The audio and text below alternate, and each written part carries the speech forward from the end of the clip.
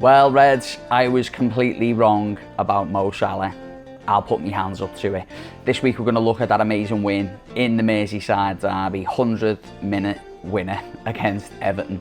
We're also going to look at some of the big news that's coming out of the club this week. Reports of Edwards and Richards both staying at Liverpool, and we'll also talk about that Ibrahim Konate talk as well. And if you hold on, at the end we'll do Take It to the Max, or Reds Trivia, as you might know it, 5 questions that'll test your Liverpool knowledge. Enjoy the pod. This is the Reds Down Under podcast, the best place to follow the Reds in Australia. Enjoy the show. We are the Reds Down Under, and this is our podcast.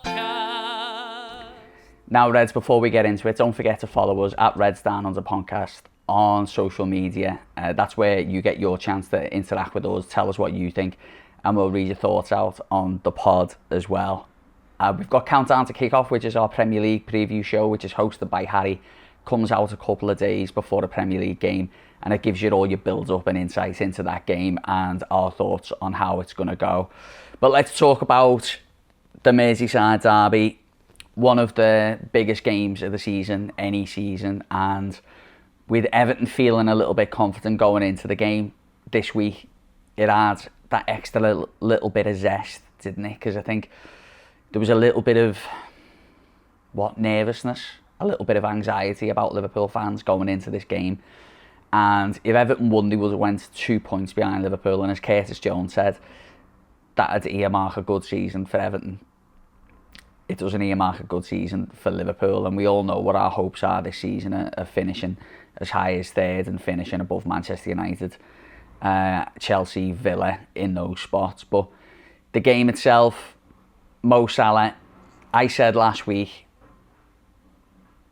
on Countdown to Kick-Off, I wouldn't start Salah, and I don't think he'll score against Everton. And the reasons I said that was I didn't feel like he was the bit of equipment we needed to win the game. I felt like we needed aggressive lads in there who could do a lot of running against an Everton side who'd like to get the ball back and forward as quick as they can under David Moyes. And I didn't think Salah was the option. I was completely wrong, because Mo Salah gets his goal in this game, and that takes him up to 9 goals and 3 assists in 15 Merseyside derbies in the Premier League. And that's fantastic, and that actually means he levels with another player who I won't mention because it might come up in the trivia, but it's another record for Mo Salah, and what a player he's been, and the goal he scored was brilliant, with Gakpo cutting in off the left hand side. And instead of just doing the Cody Gakpo thing of having a shot, which is basically what he does every time, he gets his head up, puts Mo Salah in, and it's a classic sort of Mo Salah goal, if you like. Comes in from the right hand side, tucks it in the far corner with his left foot. But let's look at, the start of the game. So I went to Cheers Bar to watch it, good friends of the show, and I actually went with a United fan and an Everton fan, and there was quite a few Blues in there. It was absolutely packed in Cheers Bar, which is always great when it's packed. It feels like, it just gives you a little bit of extra zing to the match day, doesn't it? There was songs, there was great music by Harry Lambert at the start. It was bouncing. It was an absolutely great atmosphere. And when the team came out, I seen Curtis Jones in the team, I was buzzing. A perfect game for Curtis Jones, and he played it right back in the game, but he sort of played as like an inverted right back at times. He came in, took the ball from in between the centre backs and played the ball much like a Trent would have done in the game.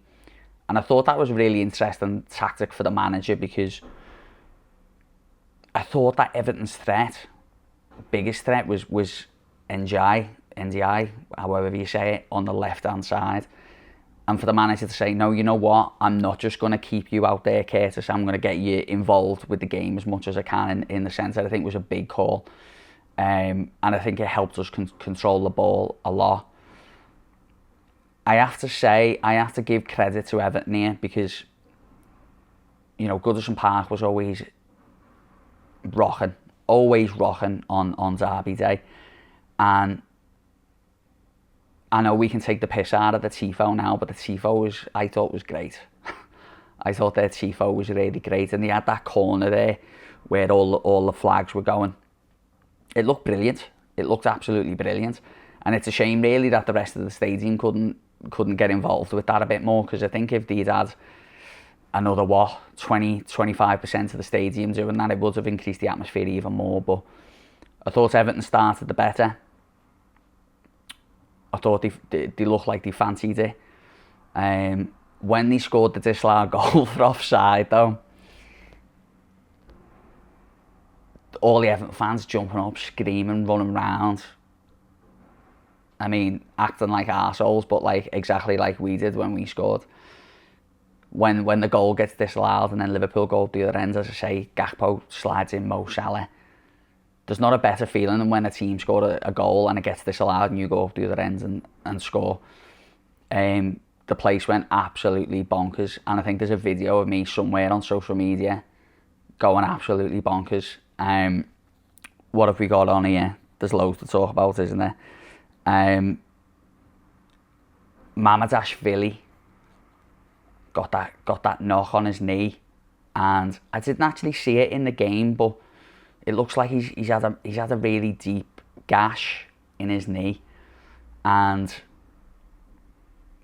that means he'll be out for 3 weeks. So that means Alisson and Mamardashvili are now out for 3 weeks, and Freddie Woodman comes on at 29, is he? Gets his Premier League debut in the Merseyside derby away. Massive. And to be honest with you, I thought he was brilliant, the goalkeeper.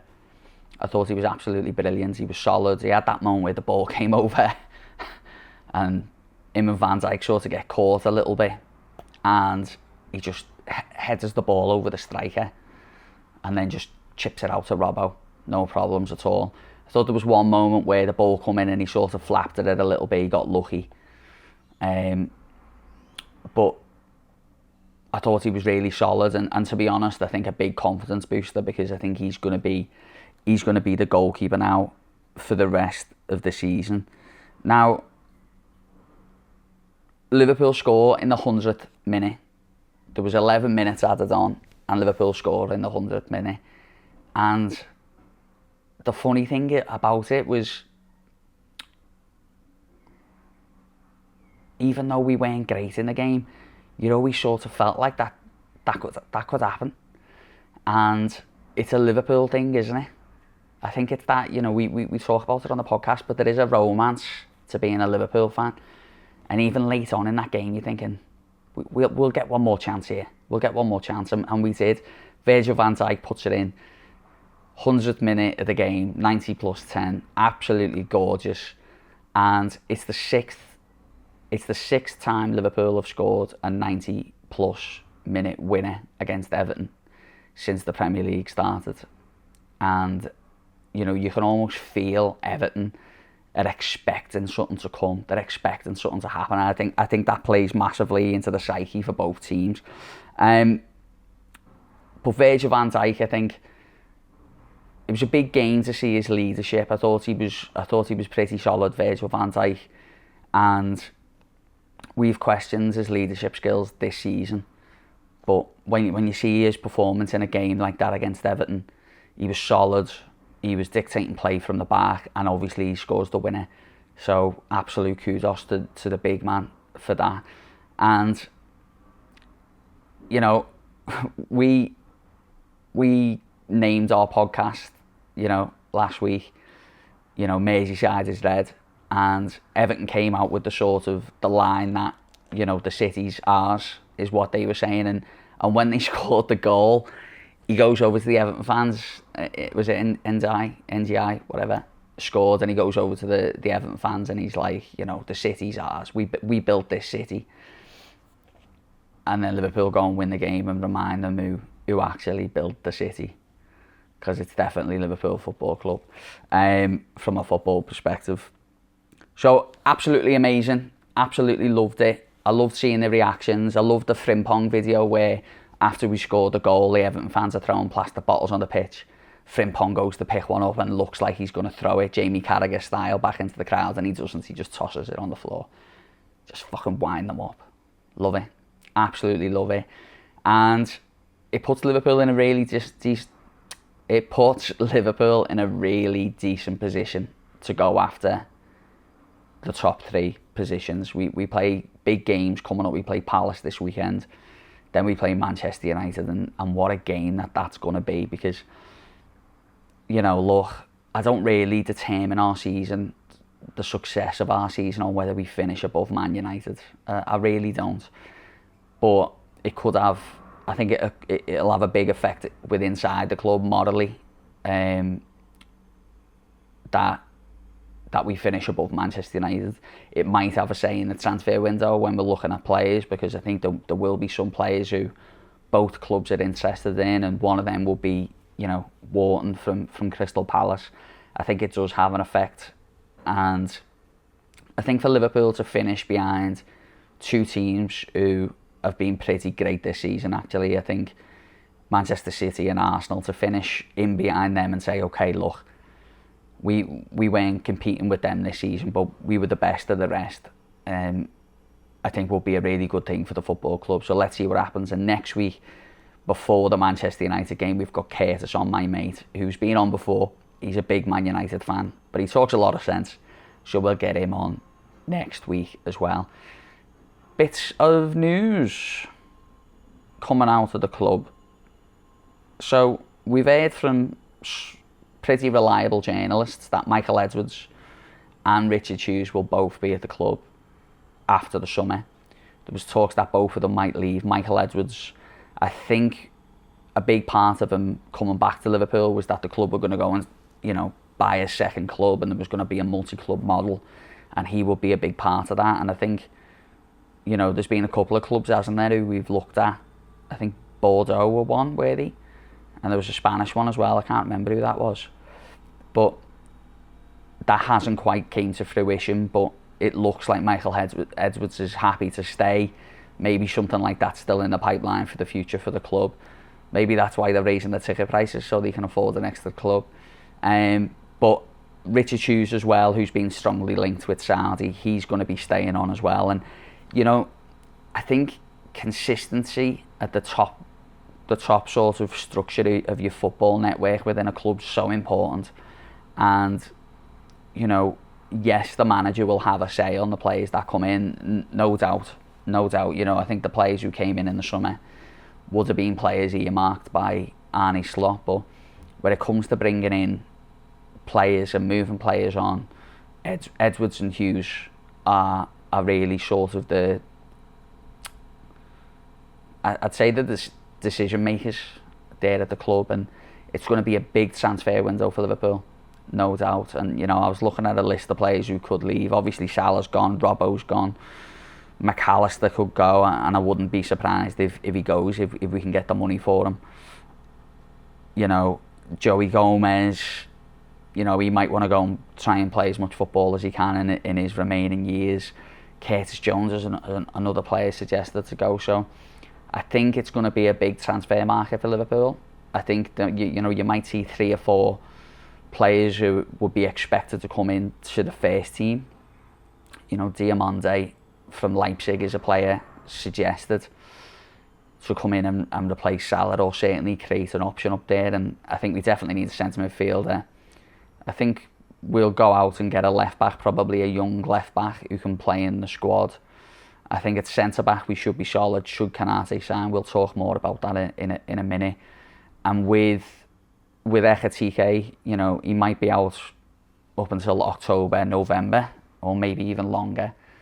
So I think the club will have to look at whether we've got someone in our ranks in the youth teams who can come in and play a role.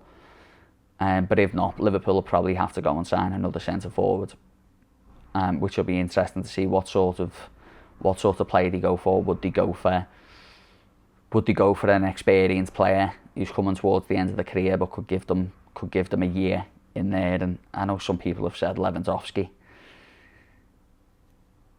I don't know. I don't know whether Lewandowski will be the answer, but he could do a job. You know, another player who I really like, who it hasn't worked for at Newcastle, is Visser. You know, I think he went for 65 million in the summer, and there's talk that the club are just happy to get rid of him. And that brings us to Konate. So we've talked a lot about Konate this season.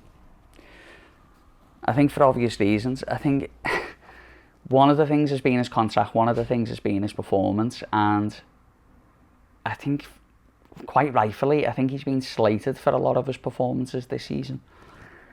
I think he's been really disappointing for the level that he can play, but I think when he's at his best, I think he's still one of the best centre-backs in the Premier League. I really do. I think there's a couple of reasons why it's really important that Liverpool keep hold of the player. And the first is that there's no way we can let him go for free after what happened with Trent. You know, we could have got 70 odd million or whatever it was for Trent, and we got nothing, or we got 10 million in the end. And Konate's another player that, you know, his market value when he's at his best, you know, probably be, you know, 60 odd million, you know, maybe more, probably more. So there's no way Liverpool can let that happen. And the other thing is that, you know, Van Dijk's coming into the final season of his contract, and I'd be surprised if Liverpool keep him on after that contract. You've got young Leone, you've got young Xhaka in there as well. So I think Liverpool need to still have experience in there as much as possible. You know, so the talk is that, you know, Konate sort of come out and said that he spoke to the club in September, November, and things look positive on a contract, and it's continued to go on until this late in the season. But it's not unusual for FSG to wrap up a contract of a player this late into it. I think they're always happy to hold the cards close to the chest and basically see what happens. And I think that because of Konate's poor form this season, the interest in him from other clubs like Real Madrid has sort of waned, and his options will be certainly not as great as what they would have been. And I'm sure he'd still get a good club. You know, he could go to Italy, he could go to different countries and get a good club, but he's definitely not. He's not going above Liverpool Football Club in any way, shape or form for me. So I'd like to see it happen. I'd like to get it over the line. I think it will happen now. But I think you know, still really interesting technique by the club. You know, if they're not sure on whatever, they wait, and that will be their policy, I think. And when you look at players who have a couple of years left on their contract, you know, we talked about McAllister just then.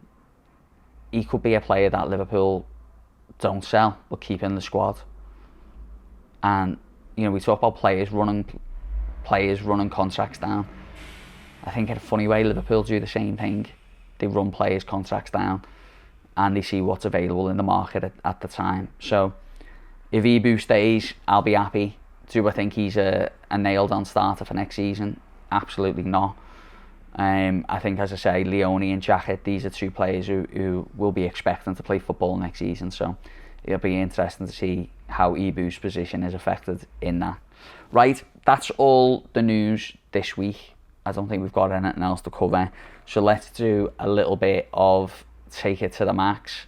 Let's do a little bit of Reds trivia. Get your pens and your pencils out for the greatest Liverpool quiz in the world. I didn't say it. Yeah, I do. I'm the only person who says it. Get your pens and pencils out, or if you're playing on the train or whatever, you can pause it, give yourself some extra time for these questions. Question number 1. Who is Liverpool's oldest Premier League debutant? Who is Liverpool's oldest Premier League debutant? So obviously we have Freddie Woodman there at 29 the other day, but there is players older. So tell me, who is the oldest? And if you tell me how old you were as well, I'll give you a little thumbs up. Question number 2. Who holds the Merseyside derby goal record with Mo Salah? So Mo Salah now on 9 Premier League goals in a derby. Let me know the player who is joint with Mo Salah. That was question number 2. Question number 3. Who was Liverpool's shirt sponsor before Carlsberg? Who was Liverpool's shirt sponsor before Carlsberg? So I think Carlsberg took over in 92. So me growing up, Carlsberg was just synonymous with Liverpool kits, but I know older fans might say other sponsors. So let me know who the shirt sponsor was before Carlsberg. Question number 4. What year did Harry Kewell sign for Liverpool? What year did Harry Kewell sign for Liverpool? Well, I'll give you a clue. He left in 2008. So that might give you a little suggestion of when you think he might have joined. And question number 5. As a percentage, what is Liverpool's record at the Hill Dickinson Stadium? If you don't get this one, there's no point in you listening to the podcast. There really isn't. What is Liverpool's percentage record at the Hill Dickinson Stadium? Right, let's do the answers. Question number 1, who's Liverpool's oldest Premier League debutant? It was Gary McAllister, 35 years of age. And we talked about it last week, that cracking goal against Everton from like 40 yards out from the free kick. Legend Gary Mack. Question number 2, who holds the Merseyside derby goal record with Mo Salah? It was Stevie Gerrard. Question number 3, who was the shirt sponsor before Carlsberg? It was Candy. Number 4, what year did Harry Kewell sign for Liverpool? It was 2003. Which I think was a £5 million deal from Leeds. And question number 5, what is Liverpool's win percentage at the Hill Dickinson Stadium? 100%. 100%. We've only played one game, but, you know, who gives a fuck? Reds, thanks so much for watching this week. It's only been me. Normally I like to get either my brother on or another Red from around Australia, or sometimes we get special guests. Like Chris Kirkland, we've had Neil Atkinson, Abby Rudkin, George Sefton. So keep your eyes peeled for what's coming up towards the end of the season. We've got some good episodes. As I said, next week we've got Curtis, who's a Man United fan, and we'll look ahead to that massive game, the biggest game in football, Liverpool versus Manchester United. And we'll also have Countdown to Kick-Off coming out this week for Liverpool versus Crystal Palace, which is a game we will all expect to win. And if we do, we'll continue on that fight for a top 3 finish. Thank you to all our partners, our venue partners, Cheers Bar in Sydney and Ka-Fey in Newcastle. And thank you to our media partners, who is the L-Files Liverpool Australia. You might know him as Wayne. He's our assistant producer on this podcast. He's a massive help to me and growing this podcast. And on there you get all your news from your reputable sources. You can buy your official merch from the club. And if you do, Wayne gets a little, you know. So if you're going to buy your Liverpool merch, buy it through the L-Files. And you can also see our stuff on there as well. And Fields of Anfield Road site, FOAR site. It's a site in America. It's made by an absolutely cracking lad, and it's blogs, match blogs. Anyone who wants to write a blog can just write in, put content out there, he approves it. It's really interesting stuff, and good to see from an American perspective as well what they're thinking, because I think they're in a similar boat to us in Australia. They're so far away from the action, but they love Liverpool just as much as anyone. So thank you to them, and of course our content is available there. Last thing before I go, message a mate. When you finish watching the pod, listening to the pod, you know, unless you're going to go and watch Countdown to Kick Off for the Crystal Palace game straight away, send a message to a mate you haven't spoken to. Sometimes getting a message can make the absolute world of difference. Message a mate is nothing to do with any organised charities or anything like that. It's just something that we like to promote on our podcast for our listeners and the people who our listeners love and want to take care of. Big win this week. We needed it after PSG. We've got a chance at top 3. Some key figures at the club are going to be staying on. This week feels a lot better than last week, Reds, and let's hope next week is even better. Up the Reds.